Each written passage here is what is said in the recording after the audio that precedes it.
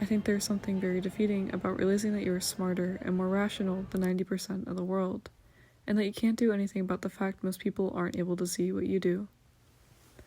Everybody seems trapped in the system, even those that claim they are smarter than the rest of society.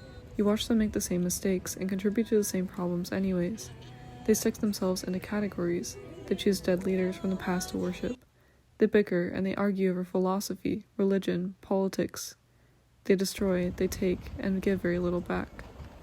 So it's easy to give up on humanity and hope that they learn their lesson without hurting you and the people you love in the process, hoping that you and people like you survive by being in the background, by keeping your head down and staying away from the chaos.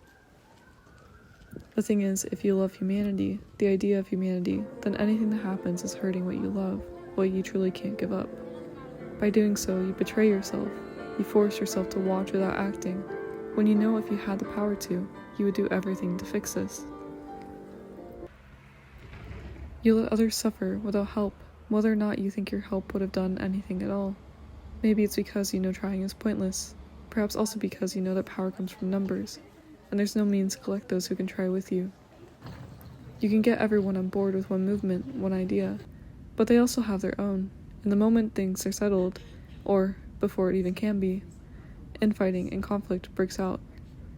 You begin to wonder if human beings should have ever tried to govern themselves and stay together beyond the scope of tribes.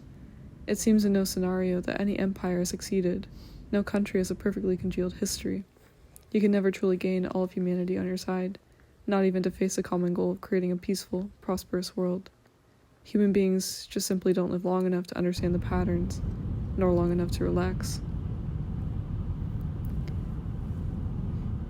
To the modern nihilist, a person who's come to the understanding similar to that of a human being who's lived for a long enough time, it's no use wasting the energy when these patterns will not stop with or without them.